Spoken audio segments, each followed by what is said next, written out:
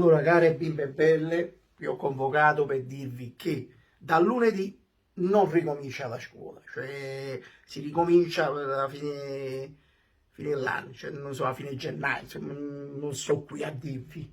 E perché? Perché? Perché si sono complicate le cose, caro amore di papà.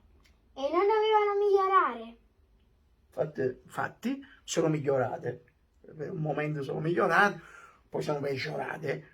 E un miglioramento peggiorativo, diciamo che sono filmato, ma mica buono.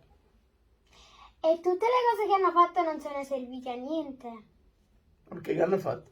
Tipo i vaccini. Come sono serviti? Come sono serviti? Sono serviti moltissimo, talmente che sono servite a un certo punto dire si va a scuola. Ma ci andiamo sempre di mezzo noi. Ma voi dite, dove? No, noi bambini.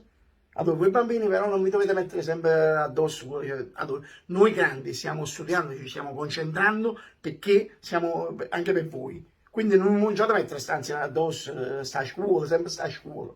Quando vi fate grande, poi guarda, picchiate solo voi. Mica mo, a pensare, cioè quando vi fate grande, no, tu ti fai grande, scusi. Poi ogni tanto vai a scuola e appare questa situazione. Però non c'è da fare sentire a noi, io so che sta succedendo. Allora, tu per esempio in che classe stai? Prima media. Vedi? Allora, se tu pensi che nonna, tua nonna, no?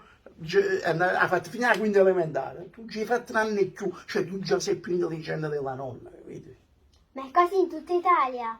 No, questo è bello, questo perciò vi dovete sentire fortunati, bella di papà, perché voi vivete in una regione record, Guinness dei primati, cioè il nostro presidente della regione che ama tutti noi per la nostra salute, ma soprattutto voi bambini, pensate per prima a questo fatto.